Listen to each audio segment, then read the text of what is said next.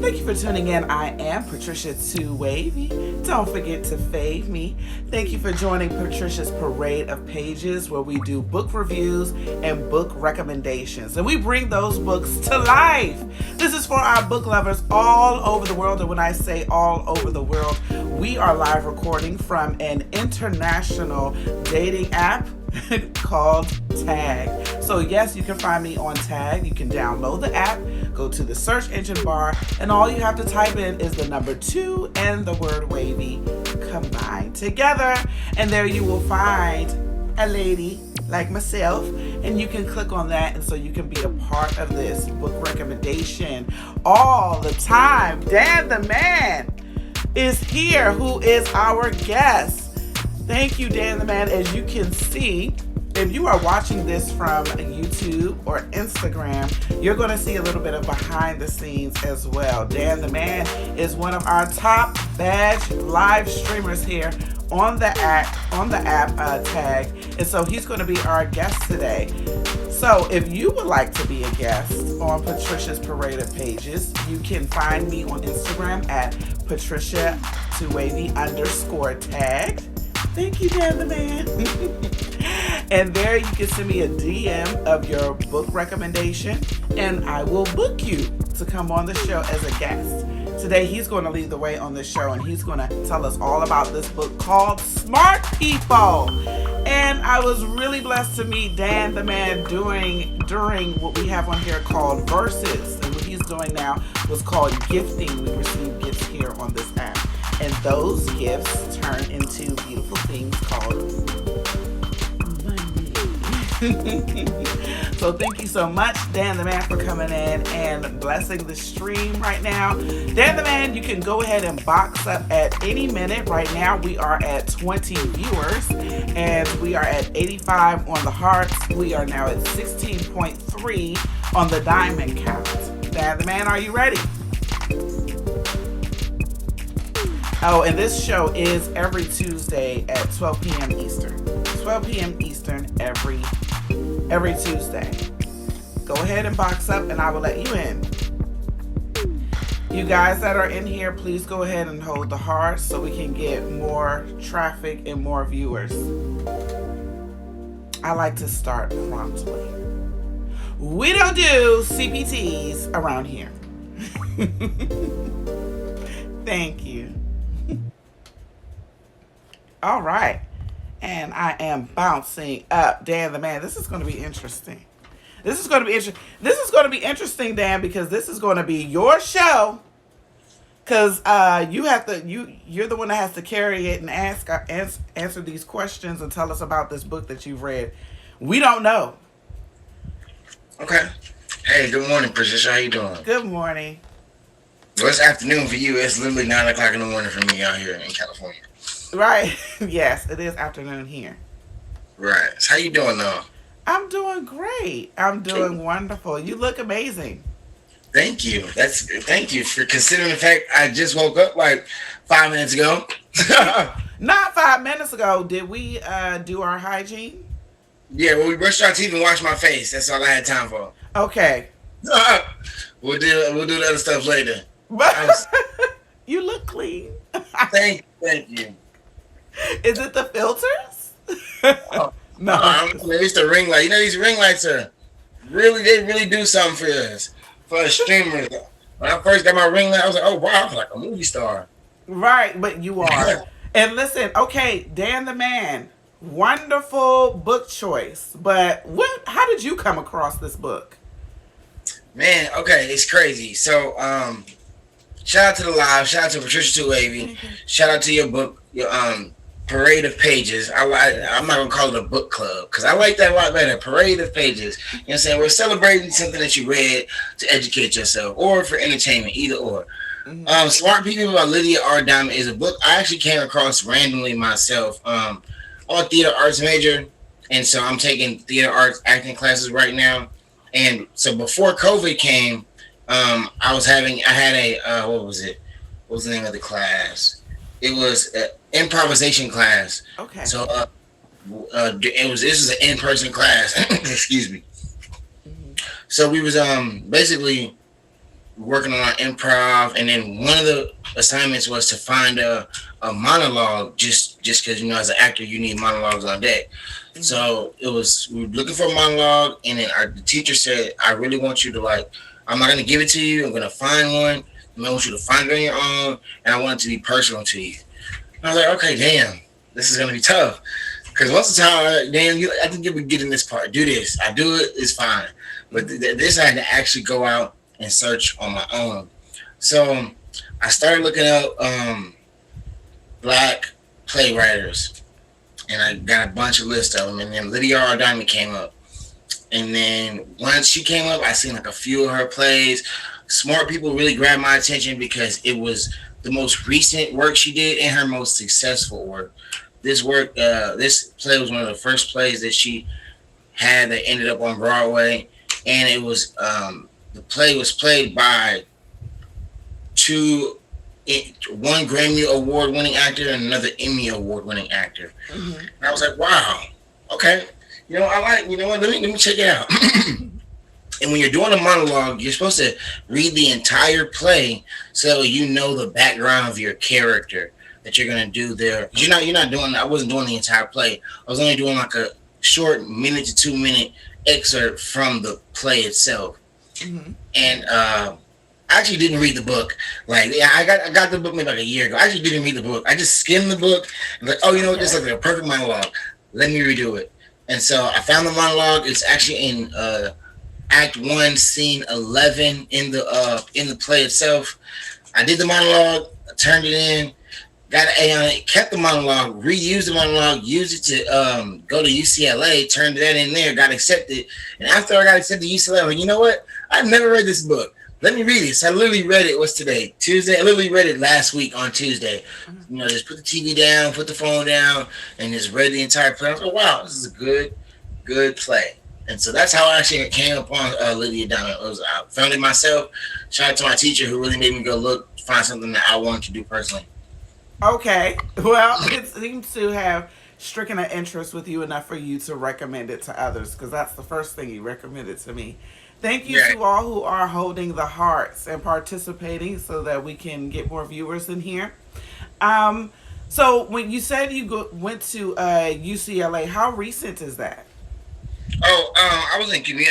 Excuse me. I'm currently still in the community college, and I was in San Francisco Community College when I was taking the class. I was going to UCLA next semester. I just applied not too long ago, got accepted, so I'll be going at the start of January. Ooh, congratulations. Congratulations. Hi, Ava. Thank you for joining Pancakes. We see you coming in. Okay, so give us a short summary of what this book is about. Okay, short summary about Smart People. It is a play, but it's kind of written like a book. And the book is about, for one, what it says, Smart People. It has 4 main characters. And these 4 main characters are basically expressing how they deal with racism in this world. And it's the one character is a middle-aged white man, 35 to 40, Harvard graduate teacher who studies race, and he's more so on the side for the people than against them. And so that's one character. Another character is a 30-year-old Asian woman who is researching how Asian women are treated and respected in America. And the third character is a 24-year-old African American woman who just graduated from theater art school herself, and she's I think it was Juilliard in the book. I'll go back with the characters, but she's actually just trying to make her way into the acting world. And the fourth character is a 27-year-old African American male who just graduated med school, and now he's trying to get his medical license, so he has to do his residency and all that. And the book goes around and let you know how each one of them deals with racism in their own way. And then the characters end up mingling and interacting. The older white guy and the older Asian woman, they end up having a little affair or relationship. And then same with the 2 African Americans in the book. that relationship, and they all kind of like feed off of each other and bounce off of each other on how racism affects each other. And of course, the white guy gets picked on in the book the most for dealing with racism, but he counteracts it really well because like that's what he does. He studies it and he knows it, so he's really well depth in knowing how to talk about racism and deal with racism. And his whole main point, the white guy, his whole main point in his side is that he believes all white people are racist. Wow, that's kind of a bold statement to say. And so that's kind of how you lead on his whole character. And then the Asian woman, her whole throughout their entire play slash book, she's always trying to stick up for the Asian American woman, and always trying to get an LLC. Shout out to Wavy Guru. Yeah, shout out to Wavy Guru. He's telling me to get an LLC for streaming online production. Oh Yes. wow, that would be nice. You know what I'm Yeah, saying? A whole definitely. studio. Patricia Two Way. Yes. Patricia Two Way. However you do it, it's so cute. Yeah. I like it. Definitely.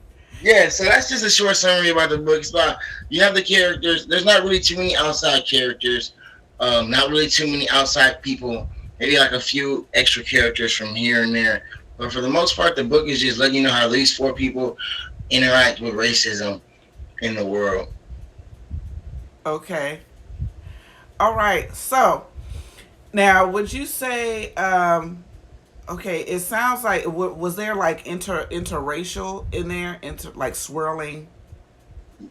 Yes, the older white man and the Asian woman, they were having sex a couple times, and they were like they were in a, I wouldn't say relationship, but in a situationship. And it was more so the white man, he was more in love with the Asian woman, and the Asian woman was just looking at it more as like sex. Okay. But yeah, that was in the book. Yes. Okay. So, what do you think? What do you think that the author? What do you think the message was from the author to the audience? What do you think that she was trying to get across? Um. Okay. One main message I feel like she was trying to get across is that a lot of people in the American society seem to think that the more educated you are and the higher up you are, you know, trying to strive for a better life in America, that the amount of racism comes less to you. We see racism all the time in the middle aged, I mean the middle class to the lower class, and we see that racism dealt with on a basis to where it affects the I don't want to say common folk, but the middle class and lower class a lot more. And in this book, she let us know that people who are very successful people, there's actually people who are very successful and study racism and still deal with it. There's people who are striving for greatness, striving to do what people have been doing for years and still deal with racism. And she's letting us know that racism on every single side of the scope, or at least from the main sides in America. She only had one Asian person and one white person. She did have a white male, which is kind of the predominant, not minority, but majority minority. And then the Asian women, we have the Asian minority majority as well, along with Lydia R. Diamond is a black woman herself, so she had a black woman and a black male. And her point in the whole book is literally to let you know that people, smart people who are educated, people who are striving for greatness, people who are higher, who are considered to be higher up in America, still deal with racism as well, and they deal with it on a different scale than we do. And just because they deal with it on a different scale doesn't mean it's always for the better. Okay, so the characters in the book are well off. Yes, all well off So this is from the not a poverty, right? yeah they're not from poverty, and they're not living in poverty at all. I mean poverty, excuse me. So their family's not in it, neither are they in it. Okay. At what point do the characters realize that it dawns on them about um, racial inequality? Okay, so I'll break down each character. The African American woman. So it's a play, so they do have scenes. So the scenes in the play, each 80% of the scenes in the play shows you. I mean, it shows a bit of um, racism that they deal with. And I'll start off with the African American woman being an inspiring actor, Mm-hmm. inspiring theater actor too. Not far as you know, film and movie, more so theater and shows. She it shows several scenes where she's auditioning for a part, and she gets backlash of racism, such as one there's a scene that the casting director literally tells her skin is too light skinned for the position she's trying to do as a black woman. And another scene, she is told about the color of her hair, and then even her and the black man, they were having sex, and then they get into it as well in the book, talking about how they were just having a black male, black female kind of banter situation about basically who's treated worse in America. And so that was a scene. Another scene from the book, the black male himself, he's becoming a doctor, and he's trying to get his medical card, and he has to do his residency, excuse me. And so there's several scenes in the play slash book where he gets backlash from his counterparts, his contemporaries, on racism, as he's being too volatile, he's being too angry, he's being too loud and too aggressive. And as you see in the play, he was not being doing that. It's just a sign of racism because he's an African American male. Um, the white male in the book, he doesn't really deal with racism on the backlash from the minorities. He deals with it from his actually peers. Being a white professor at, is it Cornell or Columbia? I'm looking for the character listing right now. But being a white professor at Harvard and neuropsychiatrist.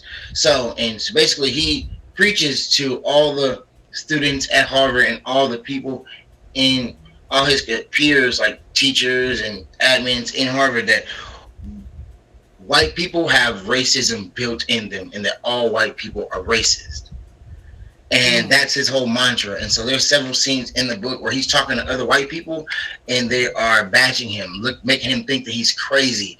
Like, what are you talking about, bro? You have no sense. And he actually ends up losing his job at Harvard over excerpt that he writes in a newspaper outside of class. But he writes something about Harvard. He writes something about white people as a Harvard professor, and it gets back on the school, kind of has big backlash. And then the Asian American woman, she deals with racism more so as far as just how Asian people are treated. And so there's several scenes. One scene is like she's shopping in the store, and the the cashier across from her begins to treat her as if she doesn't know how to speak English. And so the Asian American woman, she's Asian, but never went to China, never went to any other Asian company. Her parents are just from there. She's born and raised in America. And so there's a few scenes in that where she has to fight for her Americanness and Asianness at the same time, by not let people know that, hey, I'm still Asian, but I'm an American also, and don't treat me as such. Well, it's interesting. It sounds like it gives a different perspective of each ethnic group. Correct. Because the main thing is each ethnic group mostly only sees the struggle of from their own perspective, from Right. their own Yeah. group. You don't see other people struggle. Right, and they think that they're the main ones, and then they have all of the history that they purge out into the world and say, well, we've been through it for this and that long, and our people have had that much of struggle. And so one always presents that they go through more than the other. Right. Yes. They always think they get to go through more than the other, or one has more turmoil than the other, or one is a bigger need to be taken care of first. Hmm. Yes. So, oh yeah, no, I was there. Now the thing is, was there any solution? Because usually these these movies and films that have color and racism of they show it from the perspective of poor people, right? People who Right. don't have the resources to do anything about it. Now, I'm kind of wondering and I'm intrigued when this is a group of people who do have the resources to change things. They are not stuck in a pit somewhere. You know what I mean? Yes. The author wrote the book. It was wrote in 2012. I gotta go back and look. 2012 to 2013. Excuse me for not knowing the exact date. Mm-hmm. But it was based on the time which Obama had won, Mm-hmm. and so the final scene slash the epilogue, the end was a reenactment, not a a reenactment of what those four people would experience in watching Obama get inaugurated and win the election. And so that was a part in where they all got to experience not most of a solution, but I can say, maybe you can say honestly, but in America, racism, I wouldn't say went for the better or for the worse, but it took a slight turn when Obama became president. Mm-hmm. Some may say it took a turn for the better. Some may say it took a turn for the worse. I didn't Some know. may say it brought us closer together. Some may say it brought us further apart. I believe the presidency with Trump had more of an effect on America than Obama did. But the when Obama got into the office, salute to him.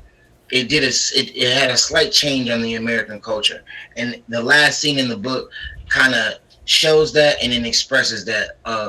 Everyone in the book, the African American woman, African American male, and the white guy, they're all more so happy that their racism may be looked at a little differently. Mm-hmm. Then don't do it. What's up, Jay Money? I remember, don't do it. But the Asian American woman was happy for Obama, but she still kind of had a sulking feeling. Okay, when's our turn? So I wouldn't say there was a solution, but there was more so just a come to the light moment or come together moment. As far as, okay, maybe there is something being done because now we have a black president. Mm. Right. And we And really don't hear too much of the Asian culture issues either. we don't, right? We don't. And she was giving us more so problems from what Asian women deal with, and a lot of Asian. She was explaining in the book that a lot of Asian women, particularly ones that come over to America, and they get their status, their citizenship, but they're Mm-hmm. still kind of in their Asian ways of the monarchy and being quiet, and women are supposed to be told to do this and women are told to do that. And so she speaks on how they're treated by all men, particularly Asian men, and then she speaks on like more so what they need to do to come out of that. And there's a scene. She's a Let me go back and make sure I'm saying exactly right what she is before I. Jenny Yang, a 34-year-old Chinese and Japanese American, no accent, only speaks English, respected tender professor of psychology at Harvard, and studies race and identity among Asian American women. So as she's doing that, there's a scene in the play in which she's studying the psychology of another Asian American woman, someone a lot younger than her, but Mm-hmm. she's giving her advice on how to carry yourself, how to speak. And so she was giving her advice as far as don't put your head down, speak up, speak Mm. clearly, enunciate yourself, speak with a little confidence, and just giving her tips on what to do and how to do it as far as being a woman an Asian woman in America. Wow. I never would see those are the things that we don't even because we're born here, we don't know that other people are going through and then we're not familiar with America is one of those places where we are a little self-absorbed. We only know about us and nobody else matters. Right, especially and depending on where you live at, or you might only be worried about what's around in that bubble. Right. We don't really take the time to see other people um or study their traditions so much outside of our own because we feel like everybody's supposed to know English. Everybody's supposed to know what we're doing.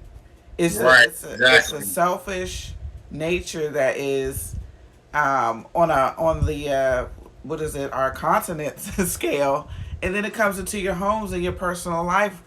You know, it's almost natural for an American to carry themselves like that. Hi, DH. Hi, Danny. Dre, Danny. As What's up? if they are, you know, it's all about me. You know, you're supposed to know where I'm at and what I'm doing, what's going on here. That's an American mindset. Thank Yes, you we to all who are coming in just now. This is Patricia's Parade of Pages. I am Patricia Too Wavy. Don't forget to fave me. Patricia's Parade of Pages is every Tuesday at 12 p.m. Eastern. And today we are covering a book recommendation by Dan the Man. And that book recommendation is Smart People. I thought it was going to be about intelligent people or learning different skills of intelligence, but I knew it was up to something because right. every time a book has a blatant name like that, you have to actually read it to actually know what it is. It's never the name. It's never the Never. name. And that's what got me too. I seen smart people, and Thank you, I'm like, Dre. oh, okay, you know what? Yeah, I'm a smart guy. I'm an intelligent person. Let me see what I can learn from this book. And sure enough, I actually learned a lot more than I expected, and got a lot more than I could bargain for. This is a good book. Good read. Yes. Oh, well, we have enough bouncers in here. Sorry, audience, for my live that are looking at my live recording for that. So if you all see that, please kick it out. Not today. We can't do it. You kick him. You about to talk about some All kick right, Dre, you read, you kick them. him. I'll take So, it. all right. Anyway, well, we found out that the book is actually about, you know, enlightenment of racism from different ethnic groups. You know, they had their Caucasian male, they had their African American female, their Asian female, and I wonder why she chose those groups specifically. Was there any more other than those three? No, yes, it was. Yeah, African American, Caucasian, and Asian, and then she had African American male and African American woman. So I wonder why she. I mean, I think And she there was chose no those three just because Hispanic those. there. And I hate to I don't want to talk about any race at all, but those are the three races in America that are looked upon as the more intelligent races.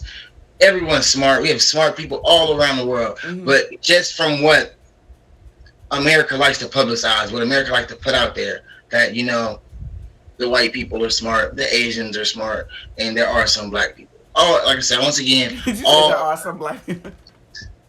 like I said, all people are smart. It's all intelligent people of all races. But I think she just wanted to touch on that due to the fact that those are the three main nationalities slash races slash minorities or majorities in America to the day. Although the Hispanic said Latino, Latina, Latinx race is really taking over, and they might be more of the minority majority than African Americans and Asians. Yeah, shout out to our Hispanic brothers and sisters. Yes, definitely. And all cultures that are coming over here to America. Actually, that's what I love about America is that it's a melting pot. Those of us who live in here. How you doing, Petty Money? Thank you, Danny. I just had, you know, from my observation, bless God, and I don't want anybody to take offense to this. This is just my observation that I've noticed of, you know, and you all can say what you want to piggyback off of what you think about this. This is just me growing up as a black girl here and looking around. I've noticed that the hierarchy to me looks like Caucasians, cats and dogs. Shout out, Petty. You hear me? Caucasians, cats and dogs, sea creatures, the environment, blacks, Asians, and then Hispanics. You might be right, and the only way you jump those, and the only way you jump those is by being what we call a smart person, or smart people, or entertainers. Black. If you are an entertainer that can keep your head on straight, then that's when they care about you more. We all love LeBron James. We all love Michael Yeah. Jordan and Beyonce, but they're entertainers. Right. We all can't be Beyonce. We all can't be You LeBron can't James. be Beyonce. Oh no no. Oh. Listen, all right. Patricia Two-Wavy might be able to be Beyonce.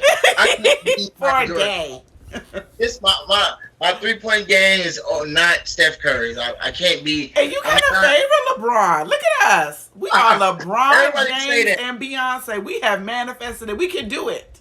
Amen. We can do it. We can get their money, or we can try to get their money.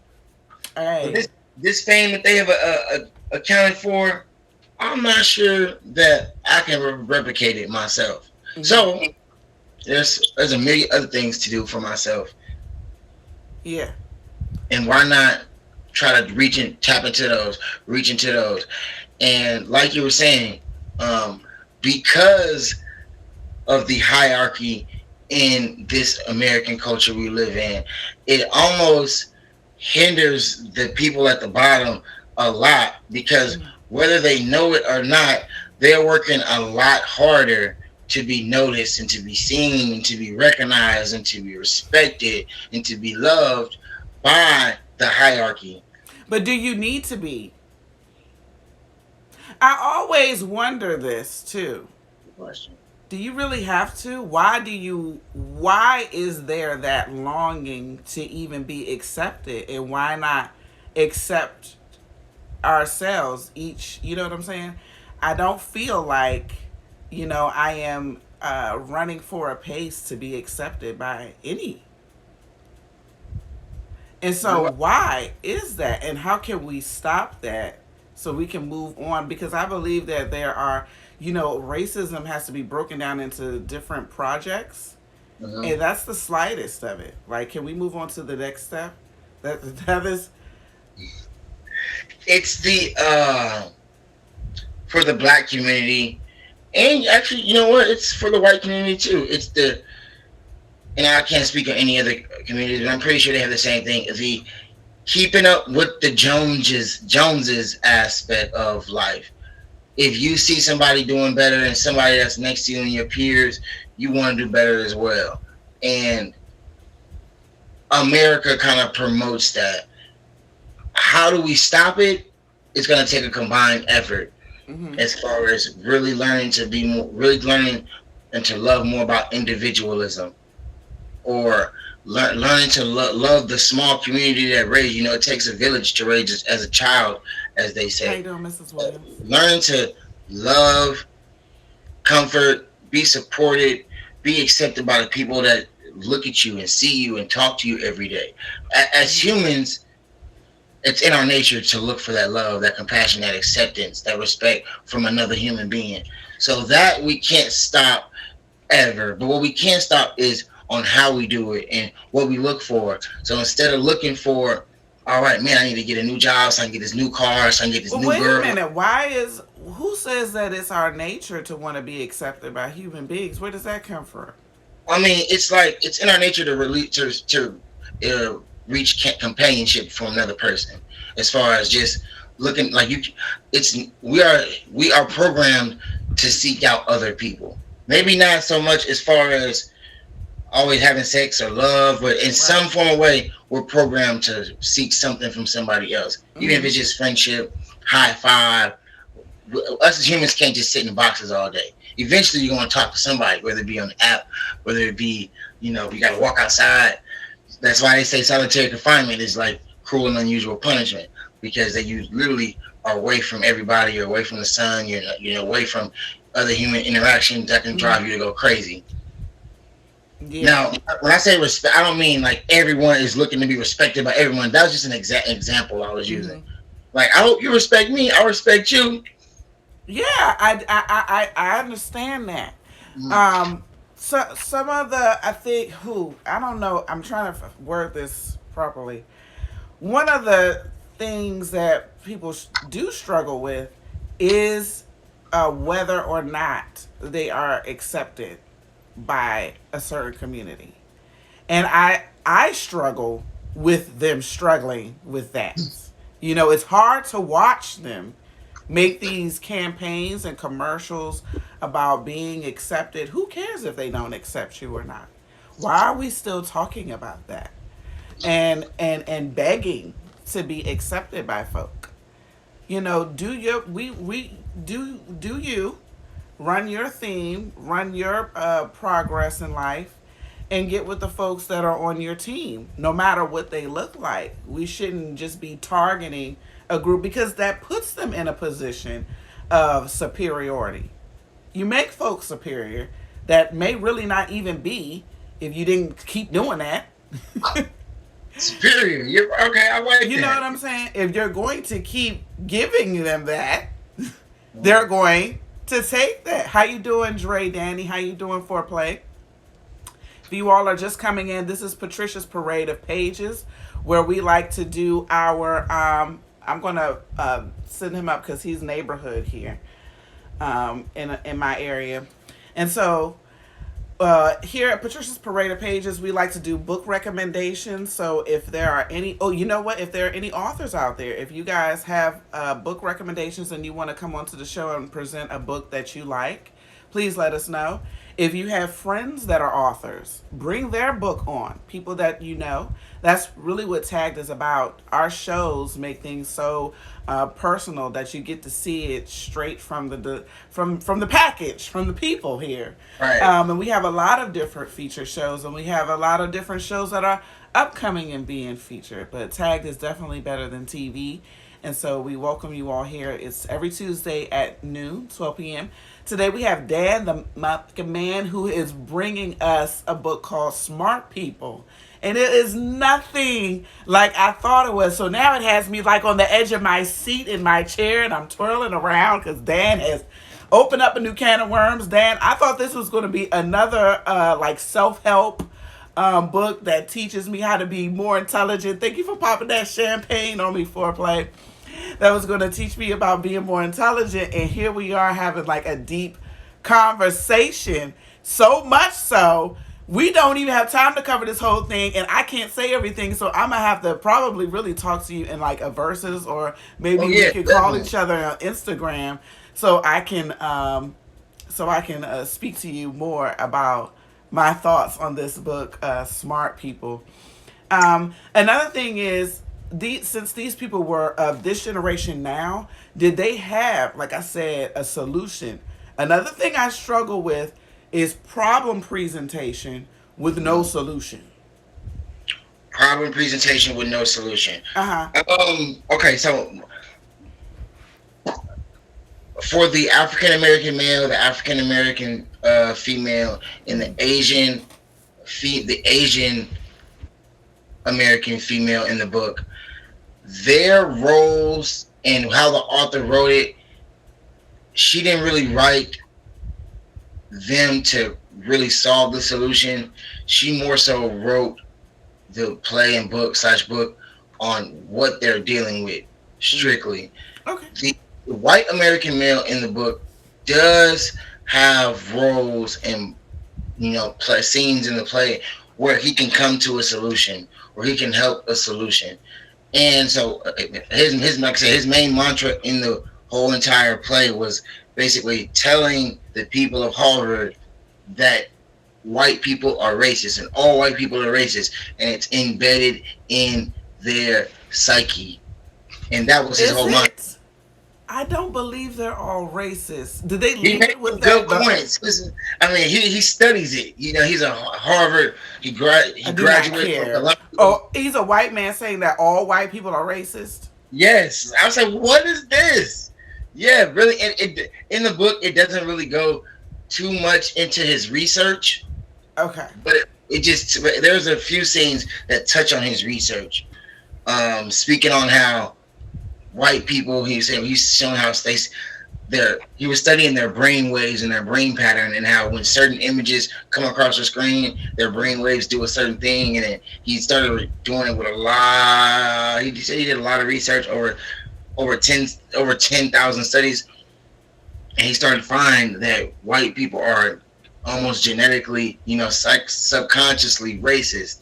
He even did it. He even did it on himself. Someone who considers himself to be far from racist, and he did the study that he was doing on himself, and he even noticed that when white people see certain images or see certain things of another race, particularly the black race, their brain waves move a certain way in there, and their how they think moves a certain way, and what they say and respond, it shows up on the results. And he was, as he started to study more and more and more and more and more, that white people are systematically, subconsciously racist. It's programmed into them since But from birth. who and where? I don't believe that a baby pops out But being like I racist. said, it was all in the play. I don't know exactly how true it is for the white culture. Forgive me, anybody that is Caucasian. I But just don't believe. So are black people? Are we just instantly? okay, that was a good scene. That was a good question. Uh, the African American male that's trying to become a doctor, and the white dude that's a teacher at Harvard. They had a scene. They had two scenes where they would play basketball together, and another scene like they would eat lunch together, and they talked about that. The black dude asked the white guy, "Hey, have you studied other races, and what do they have to say about it?" And he asked him, "How do you know that I'm not racist? That all black people aren't racist?" And then there was a line in the book that said, "Black people can't be racist, Asians can't be racist, and Mexicans can't be racist." And he was like, "Why?" And he was like, "Because racism stems from the minority oppressing the majority suppressing oppressing the minority, and black people and Hispanic people and Asian people don't oppress white people. White people oppress them." And then the black dude didn't even have anything to say. He was like, "Oh, interesting that you think that way." And I've heard a lot of people say that before too. I don't know how true I believe it to be, I've heard but it too, but I believe it keeps us down. It seems and it sounds like it's good for our favor, but I don't think us not taking any responsibility will ever be healthy. right, And not at there's all. something wrong with that to me. That somebody of who's the author is probably Caucasian to capitalize off of what other of races might be sensitive about and their agreements. Do you all understand what I'm saying? You understand what I mean, Dan? Kind of, sort of. Say it again. Okay. So for instance, Oh, but oopsie. Lydia R. Diamond, she is a black woman though. Okay, okay. Yeah. So for instance, it's like I'm trying to think of I'm trying to think. Okay, victim, right? Right. Okay, I'm gonna give you because we're on a dating app. I'm gonna give you all a dating what you call it example here. So I was dating this man. I'm here listening. I get my charger. I'll give me two, but I'm here listening. Okay, there were infidelity issues in the relationship. Now this man started the infidelity, right? So once he triggered that, I went on, did the same thing, did other things, that were wrong. When we come Right. together, the argument that we used to have was, you did this, and then he would name everything that I did. And Mm-hmm. you know what I'm saying? And we could upset each other's day. Then I realized that if I didn't forgive him and if I continued to be a victim, he would have a whole lot of power over me where he could trigger and manipulate and control my emotions throughout the day just by bringing it up, my mind frame. And Right. I know I what you knew if that mean. was true for me, that was true for him. Mm-hmm. So I discontinued telling him his faults and I would accept all the blame, which gave me the power to pull his strings. Okay? So Okay. when one party of anything, and when two have somehow could possibly both be wrong some way somehow, and one surrenders, it's really a false surrender and a receiving of all power to control the other's manipulation because they're going to keep they are still in that mind frame of, you did this to me, you did this to me, and you did this to me. And so you can use their emotions of that in all kinds of ways. I see exactly what you. I know exactly what you mean. I feel like that, and you know what? And to speak on that, I feel like the I feel like a lot of the smarter, how can I say this, smarter Caucasian people of the American population know that, and They they use do. that against black people a lot of time. They use that against black people a lot of the time, and not to down our people, but we have got to stop playing victim so many times. Hmm. We've got to stop playing victim. With you know what? I love and you might as you hear me. I didn't talk about this at once, and I probably won't talk about it again. I really don't like to talk about it, but slavery. Hmm. It happened. It was there. I deal with the racism that's going on now. Yes, slavery is a result of what happened right now, but I wasn't there, nor is my mama there, nor is my grandmother there. So I don't know anybody close to me indirectly related to slavery. I just know that it happened, and I know that it's something we. I don't play victim to slavery because honest, I wasn't a slave. My mama wasn't a slave. My grandfather wasn't a slave. My grandmother wasn't a slave. Maybe my great grandparents were, but not me. Hmm. I don't play victim of slavery. I don't ever try to bring up the slavery card. I don't ever try to. I know black people have dealt with oppression since then. Hmm. I'll talk about what we deal about now and why we're still dealing with it. If anything, I'll speak on Martin Luther King and Malcolm X and what they had to go through, Oh yeah. and, and Emmett Till and Trayvon Martin Hmm. and things of that nature. That's so true, and it's not the. I don't want anybody to think that, um, I'm downplaying anything that we go through. I understand what we go through, and we just went through a lot. But what I'm saying is, it, being a victim gives other people so much power. That's why we're saying don't do it. We're not saying don't play the victim card like you don't have something to be victim about. Trust me, you do. But you can't give that. You can't.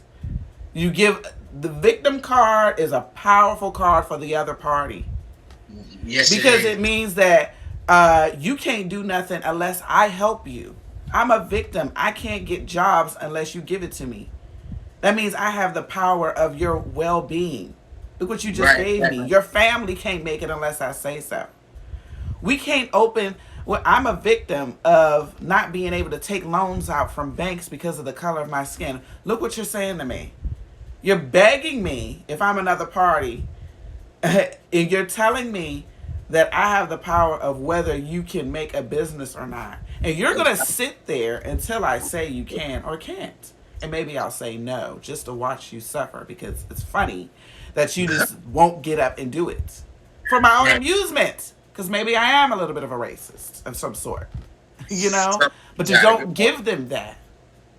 And you don't give them that by making sure that you have your credit and stuff straight. Yes, we do have to have our I's dotted and T's crossed a little more than others, but that's all right. Just get it done. Just get it done. You're done. Yes. Don't make excuses. Wow, this book has got me going, Dan. Yeah, it's only about 100 pages. It's a really Really? easy, short read. I read it in literally like 2 hours, like 2.5 hours, just sitting at home. And like I said, I turned off the tag, turned off the TV, and just started watching. Just started reading. And I had already Thank you, something exotic. let me go. I Something want to exotic read has a the. birthday coming. I faved you back, something exotic. I want to read my monologue from the play, so Okay. you can hear a little bit what is Thank going you all on. for tuning in. Once again, I am Patricia Too Wavy. Don't forget to fave me. Yes, don't forget to fave the wonderful Patricia Tuwavy. And don't Make forget to fave Dan the man, our beautiful, wonderful, smart, and intelligent guest. I'm so glad I came upon him to get this book recommendation today. This is wonderful. This is like great conversation. I'm having a blast. Are you guys? I'm having a great blast. I'm about to look up this scene for you. Act 1. There we go. Act 1, scene 11. I like it though. We had great conversation. Yeah. I'm glad that you liked the book. If you get a chance, you definitely got to check it out. It's a good read. Yes, it is. Yes. If you have Amazon, you can get it on Kindle for free, I believe. Okay. Yeah, I'm looking on Kindle right now But to find my you said monologue. it's a play. Dan says it's also a play. Also play, yes. Mm-hmm. Scene. Okay, here we go. He's gonna do a monologue for us. Oh, this is wonderful. Yes, I am. Give me one second. Yeah, I'm sorry. Take your time. Everyone has their water. You guys know we drink our 8 bottles of water on this show. My water. My water is right over there. Okay, here we go. And this is one. This is something that Jackson. His name is Jackson, the African American man who's trying to become a doctor. Here's something that he has to deal with, and I have to memorize it. I actually haven't memorized, but I haven't done it in like 4 or 5 months. I need to do it again to keep it fresh. And so, in the scene, Act One, Scene 11, it's literally a scene where he just got done having sex with Valerie, the African American woman in the place. So they just got done having sex. They got up, putting on his clothes or whatever, and they're kind of having, after sex talk. You know how that goes. Mm-hmm, mm-hmm. And it kind of starts to go left, like downhill, as I was telling you, they were kind of having banter back and forth. And so Jackson goes, so here's what I do. I'm a surgeon. I've been studying to be a surgeon for the last 8 years. That's not including all the pre-med in college. And I did well, straight A's. It seems I have a natural proclivity for just about anything I do.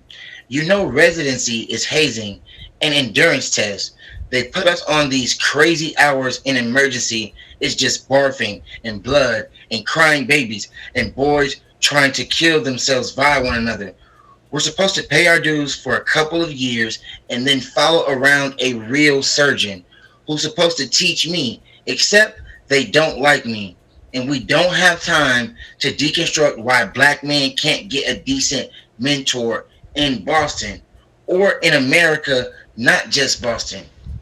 And yeah, okay, so every now and then I don't feel like being treated like some Sambo that day, so I push back just a little. So today I said no. When I wrote that about that patient on the chart that you're holding, it's because I knew what I was doing.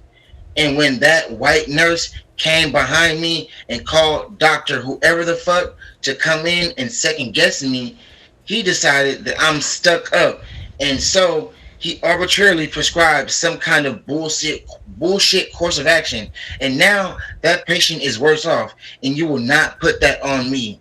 It doesn't matter how I say it. I'm angry and volatile and not good with working with others. So I get written up and have to do the whole fucking bedpan thing again. So today I went to work to the emergency room and worked for 10 hours straight. Then I went to my clinic and worked for another 6 hours because someone has to take care of those people. And then I came home and made you dinner. And you're tripping on me because I tease you about your hot sauce. I don't have time for that. And then the black woman, instead of kind of comforting him, she says, so the takeaway is you ask women over, treat them like shit because you had a bad day at the office. I'm really glad we cleared that up. And then they kind of left. Mm. But yes, that was just one excerpt in the scene where the black man was expressing like what he has to deal with as a medical practitioner trying to get his trying to get his medical degree or medical license. Mm. Yeah, yeah, we don't hear it from those perspectives either. It's almost like they're really quiet. They like, well, it seems like the ones that are not well off have the freedom to vocalize things more than they do because they have a lot to lose. They kind of like walk on eggshells a little bit and take things in silence and behind closed doors home. You understand what I'm saying? Right, exactly. It's not like, and in our community we tend to, um, by social class, treat one another different. Like, oh, they think they're better, they have it easier, they are more accepted. When all along you don't know what kind of foolishness that they have to put up with Right, to you do not. be. They just didn't get to go outside with, uh, you know, pickets and what is it? Those things they hold up. Right, picket signs Yeah, they and didn't get to go outside with picket signs because they have to have their career so that they can be the 1% that you have of your community in that field. You know what right, I mean? and they have to keep striving and working because if they don't do it, nobody will do it. Right. They, You yeah, won't have them there. You right. You know, know, these uh, some national. Some people have it, where it's in their family, but a thank lot you, of people Tonlo. are the first of their family to do it, including myself. I'm definitely gonna be the maybe the second millionaire, but the first, celebrity of my family. I'm definitely have goals and aspiration of being a big time actor, making it on the TV screen and the television, and so I'm gonna be the first of my family. So I know just going up, coming up, and living in Los Angeles, Hollywood, being in Hollywood, I'm definitely gonna deal with a lot of that. So I might come back from time to time to speak on my quietness as well. Yes. So y'all better get to know Dan the Man now because he's going to be famous out there in LA. Right, tell him twice. Tell him talk to me nice. Talk to him now while we can. Get his Right. autograph. Thank you so much, Dan the Man, for being on this show and sharing that book. Sebastian asks, "What was the discussion?" The discussion was about a book recommendation by Dan the Man called "Smart People," and these were different people from different ethnic backgrounds that were sharing, their positions throughout life and how they encountered racism. I had no clue about this. Right. I thought the book was going to be like a self help book, like I usually have back here, but this is totally different, and it actually comes with a play as well. So thank you so much, Dan the Man, and I also want to let you guys know that next week we're going to have another interesting one that you all might like, called "He's Lying, Sis," and it's a book called "He's Lying, Sis," and the guest will be Sexy Red Ma. And I would like some of you men to come and guide the sisters along with this book because I don't want us to get lost. Sometimes these books act like they're helping women, but can actually drive a wedge between man and woman. You understand what I'm saying? So I'd Yeah. like you men to come for realistic guidance. Sometimes I don't know if the author is trying to make money off of us and our insecurities or if we are getting the truth. So we ask for you to attend as our brothers who are protectors and help guide us through this book and how we interpret it too. Because we are women and I don't want them to take something and run with it in the wrong direction over the cliff. Does that make sense? I'm gonna read this book. I'm looking at the table of contents right now. He says he doesn't want a boyfriend, but acts like he doesn't want a girlfriend, but acts like your boyfriend. He says he's too busy for a relationship. I want to read what these have to say. He says he loves you, but he doesn't show it. He says he won't let you go, but that doesn't mean he loves you. He says he's separated and getting a divorce. He says God told him you're his wife. 3 reasons why he lies. I definitely want to read that. Mm. Mm. Mm. Hey, good book. Shout out to Sexy Mom. I'm gonna definitely be back to put my 2 cents in on that. Okay, and come back because you know what? Sexy Ma likes to act too. Oh, Just great. out of nowhere, not even asked. When I versed her, Dan the Man, she was there with a scarf on talking about, I am Audrey Hepburn. I was like, what? Oh, yeah, What come are you on. doing over there? What you doing, like? So she's one of those personalities where it Oh, just, that's great. I've been trying to work on my sporadic improvisation, so I'm in favor we can get some verses in. yeah, oh man, yes, yes. I mean, she is hilarious too. Quick, very quick. So this will be great. Dan the Man, we would definitely love to have you back because what I would like to do and what my vision is for this show going forward is to actually do some acting in here of the book, little small skits of the book. Oh yeah, see And so that's since great. Yeah, I would have had something ready maybe today, maybe. well, we could plan it out. You're the professional actor, and then you would be able to say this is what needs to be done to execute it. So now we're going to have to promote you to Spike Lee. Just like All right, yeah. I know you. I'll I do know that. you signed up. I know you signed up to be an actor, but now we got to Spike League it real quick. Y'all do it all, you know what I'm saying? Gotta get all the monies, all the money. Right, all the money, all the coins, all the coins. All the coins, baby. Shout out to everybody here. Y'all make sure y'all favorite Patricia 2 Wavy. Make sure y'all favorite me. Make sure y'all favorite them 1, 2, and 3. Yes, absolutely. Fave everybody. Okay, well, that is it for this show. Thank you to everyone who came by. Make sure you guys have faved up Dan the Man. And again, I am Patricia 2 Wavy. Don't forget to fave me. That's showtime. Bye. See ya. Bye. Bye, guys. Love you.